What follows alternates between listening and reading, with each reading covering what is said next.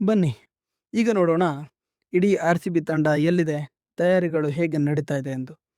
Bharat T20 world cup ಗೆದ್ದ ನಂತರ ಭಾರತೀಯ ಆಟಗಾರರು ರಿಲೀಫ್ ಮೂಡ್ಗೆ ಹೋಗದೆ ತಮ್ಮ ತಮ್ಮ IPL ತಂಡಗಳ ಕ್ಯಾಂಪ್ಗೆ ಹಾಜರಾಗಲಿದ್ದಾರೆ.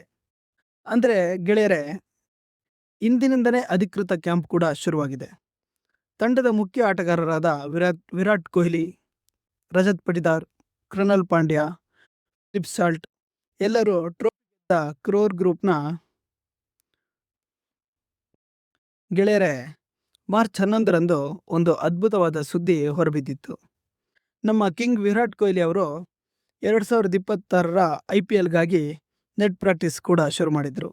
ಅವರು ಇನ್ಸ್ಟಾಗ್ರಾಮ್ನಲ್ಲಿ ಒಂದು ರೀಲ್ ಹಂಚಿಕೊಂಡಿದ್ದು ಅದು ತುಂಬಾನೇ ಸೋಷಿಯಲ್ ಮೀಡಿಯಾದಲ್ಲಿ ವೈರಲ್ ಆಗಿತ್ತು. ಆ ರೀಲ್ನಲ್ಲಿ ಕೊಹ್ಲಿ ಫುಲ್ ಬ್ಯಾಟಿಂಗ್ ಗೇರ್ನಲ್ಲಿ ನೆಟ್ಸ್ಗಿಳಿದು ಒಂದರ ನಂತರ ಒಂದು ಶಾಟ್ ಹೊಡೆಯುತ್ತಾ ತೀವ್ರ ಅಭ್ಯಾಸ ಮಾಡ್ತಿರೋದನ್ನ ನಾವೆಲ್ಲರೂ ನೋಡಿದ್ವಿ. ಅದನ್ನು ನೋಡಿ RCB ಅಭಿಮಾನಿಗಳ ಕಮೆಂಟ್ ಬಾಕ್ಸ್ ಅಂತೂ ಬೆಂಕಿ ಆಗಿತ್ತು ಗುರು. ಆದರೆ ಗೆಳೆಯರೆ, ಒಂದು ಸ್ವಾರಸ್ಯ ಏನಾಯ್ತು ಗೊತ್ತಾ?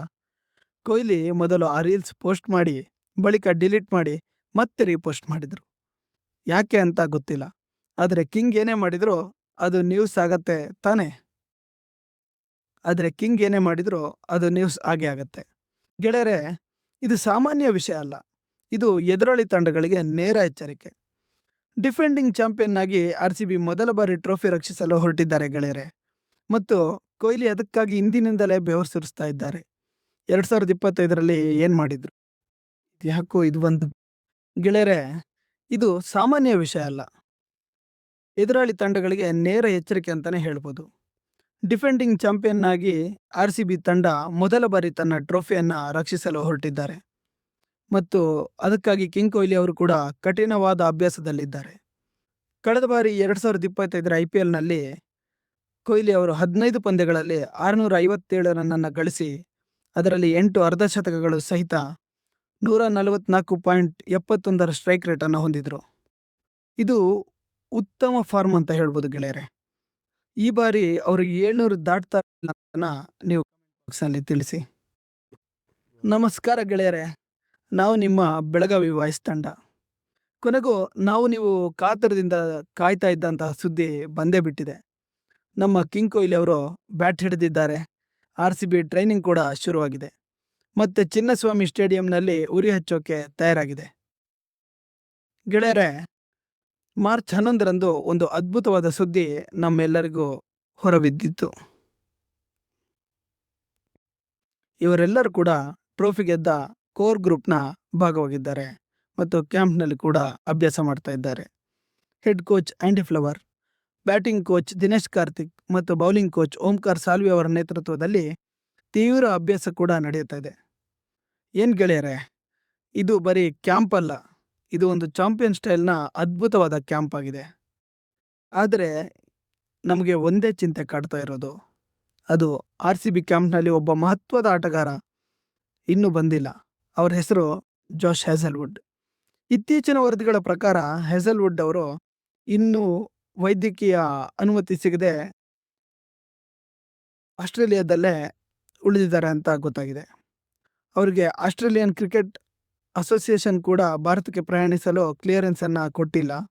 ಯಾಕಂದರೆ ಹ್ಯಾಸಲ್ವುಡ್ ಅವರು ಕಳೆದ ಕೆಲವು ತಿಂಗಳುಗಳಿಂದ ಹ್ಯಾಮ್ಸ್ಪ್ರಿಂಗ್, ಅಚಿಲೆಸ್ ಮತ್ತು ಕ್ಯಾಫ್ ಗಾಯಗಳಿಂದ ಚೇತರಿಸಿಕೊಳ್ತಾ ಇದ್ದಾರೆ.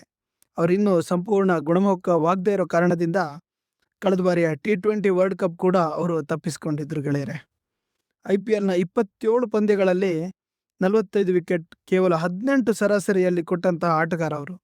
ಅಂತ ಅನುಭವಿ ಆಟಗಾರ, ಒಬ್ಬ ದೈತ್ಯ ಬೌಲರ್ RCB ತಂಡಕ್ಕೆ ಅಲಭ್ಯವಾದರೆ RCB ತಂಡದ ಬೌಲಿಂಗ್ ಸ್ವಲ್ಪ ದುರ್ಬಲವಾಗುತ್ತೆ. ಆದರೆ ಚಿಂತೆ ಮಾಡಬೇಕಾದ ಅಗತ್ಯ ಇಲ್ಲ. ಯಾಕಂದರೆ ಹ್ಯಾಸಲ್ವುಡ್ ಫಿಟ್ ಆಗದಿದ್ದರೆ ನೋ ಪ್ರಾಬ್ಲಮ್. ನಮಗೆ RCB ಬತ್ತಳಕ್ಕೆ ಅಲ್ಲಿ ಇನ್ನೂ ಒಂದು ಒಳ್ಳೆ ಅಸ್ತ್ರ ಇದೆ, ಅದು ಜಾಕಬ್ ಡಫಿ. ಬ್ಯಾಕಪ್ ಆಗಿ ಇವರು ಕೂಡ ರೆಡಿಯಾಗಿದ್ದಾರೆ.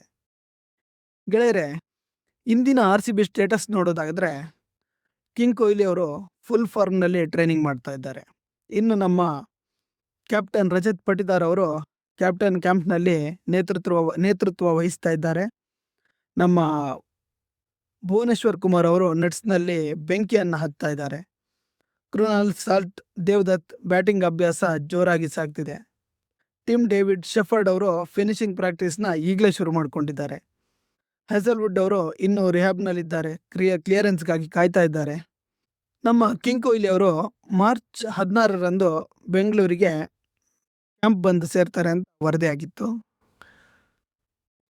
ಹ್ಯಾಸಲ್ವುಡ್ ಅವರು ಇನ್ನೂ ರಿಹ್ಯಾಬ್ನಲ್ಲಿ ಕ್ಲಿಯರೆನ್ಸ್ಗಾಗಿ ಕಾಯ್ತಾ ಇದ್ದಾರೆ.